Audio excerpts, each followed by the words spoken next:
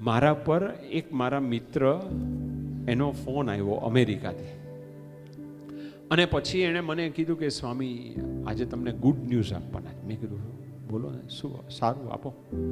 એ કે સ્વામી આજે અમને લગ્નને એનિવર્સરીને 25 વર્ષ પૂરા થયા. સિદ્ધિ કરી હોય ને, ગોલ્ડ મેડલ મેળવ્યું હોય ને, એવી 25 વર્ષ આ વડીલો બેઠા છે, કોઈ દી ગણ્યા છે વર્ષ? હવે એ યુવાને મને કીધું કે અમારા લગ્નને નિર્વિઘ્ન એક જ પાત્ર સાથે 25 વર્ષ પૂરા થયા, એ સિદ્ધિ કહેવાય આ જમાનામાં. એની વાત ખોટી નથી. મેં કીધું સારું, ધન્યવાદ.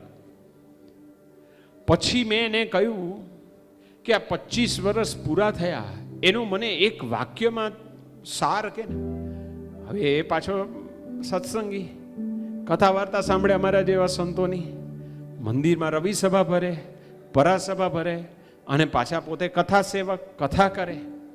એક એ સ્વામી એક વાક્યમાં શું, એક શબ્દમાં કહો. મેં કઈ વાંધો નહીં, એક શબ્દમાં કહ્યું. એણે કહ્યું કે સહન.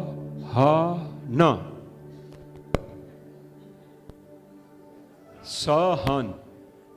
પછી મેં કીધું કે મેં બીજો પૂછ્યું કે ભાઈ સહન એટલે તું જ કર? તું કે ના ના, ક્યારેક મારવું છે, ટોન હાઈ હોય તો એ નમી દે, ક્યારેક એનો ટોન હાઈ હોય તો મારે નમી જવાનું.